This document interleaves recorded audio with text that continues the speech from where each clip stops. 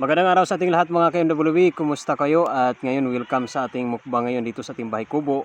Mayroon na naman tayong bago ngayong recipe mga ka-MWB, itong puso ng saging. Ayan o. So napakaraming lemongrass. Kaya napakabango-bango. Ayan. Tapos ginataan to mga ka-MWB. Kaunti lang ang rice natin ngayon mga ka-MWB kasi marami ang ating puso. Itong gulay natin kasi ito masarap ito kainin mga ka-MWB kahit walang kanin. At siyempre mayroon din tayong tinatawag na utot-utot o santo papa. Tinatawag na santo papa guys. Ayan kasi tagulan na dito. Kaya maraming mga ganito mga ka-MWB. At saka mayroon din tayong iba o kamyas. Ayan. Para gawin nating sausawan dito. Mayroon din tayong suka at saka mga ka-MWB para pang sausawan natin. No? At ngayon mga ka-MWB, hindi ito magtagal. Magpasalamat muna tayo sa ating Panginoon. In the name of Father, and the Son, and the Holy Spirit. Jesus will die this your great parameters. Christ.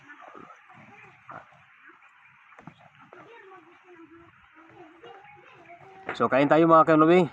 Ayan, sa mga baguhan pa lang dito sa aking Facebook page, niyayahan ko po kayo na mag-follow dito sa ating Facebook page para masuportahan nyo naman si Mr. Wingbin.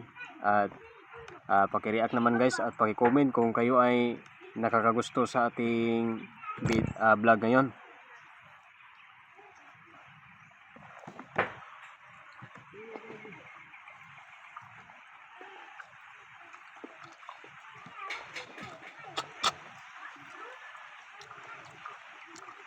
Ang bango, ang bango.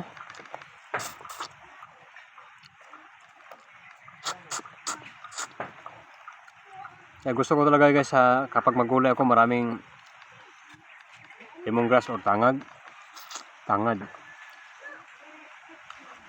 Kasi masarap ang sabaw pag maraming tangad mga ka-MWB.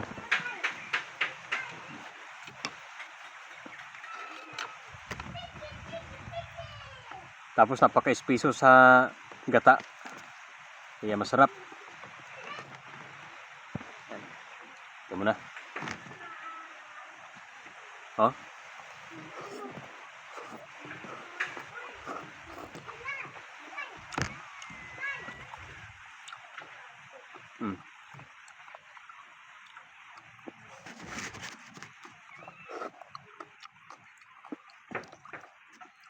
Diba?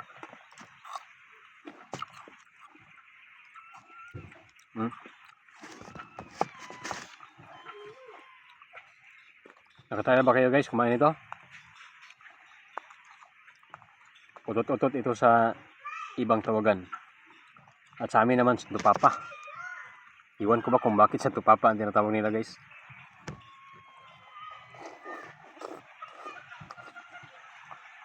Ngam.